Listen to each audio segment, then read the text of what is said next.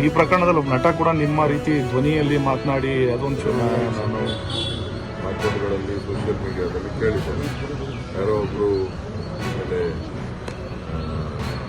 Voice dubbing ಮಾಡಿದ್ದಾರೆ ಮಾಡ್ತಕ್ಕಂಥ ಅವರು ನನ್ನ ಧ್ವನಿಯನ್ನು ಇದನ್ನು ಮಾಡಿ ವಾಯ್ಸ್ ಮಿಮಿಕ್ರಿ ಮಾಡಿ ಅದರ ಪ್ರಕಾರ ಮಾತಾಡಿ ಬೇರೆಯವರಿಗೆಲ್ಲ ಮೋಸ ಮಾಡಿದ್ದಾರೆ. ಈಗಾಗಲೇ ಪೊಲೀಸ್ ತನಿಖೆ ಸಾಕಷ್ಟು ತನಿಖೆ ಮಾಡಿದ್ದಾರೆ. ಸುಮಾರು ಪ್ರಕರಣಗಳು ಪೊಲೀಸ್ ಸ್ಟೇಷನ್ನಲ್ಲೂ ಕೂಡ ದಾಖಲಾಗಿತ್ತು. ಅದರ ವಿಚಾರಣೆ ಏನಾಯಿತು ಅಂತೇಳಿ ನಮಗೆ ಗೊತ್ತಿಲ್ಲ.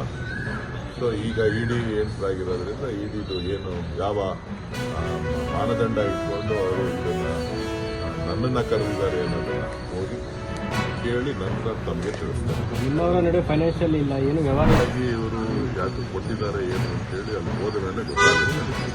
ವಿಚಾರಣೆಗೆ ಹಾಜರಾಗ್ತಾ ಇದ್ದೇನೆ. ವಿಚಾರಣೆಗೆ ಸಂಪೂರ್ಣವಾದಂಥ ಸಹಕಾರವನ್ನು ಕೊಡ್ತಾನೆ. ಇದು ಪೊಲಿಟಿಕಲ್ ಅನ್ಸುತ್ತೆ, ರಾಜಕೀಯ ಷಡ್ಯಂತ್ರ ಅಂತ ಅನ್ಸುತ್ತೆ. ಅದು ಹೋದ ಮೇಲೆ ಗೊತ್ತಾಗುತ್ತೆ.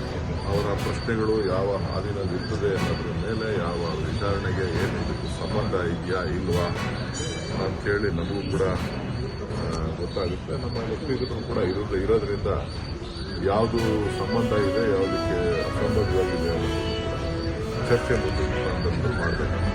ಇಡಿ ಮಾಡಬೇಕಾಗಿರೋದು ಫೈನಾನ್ಷಿಯಲ್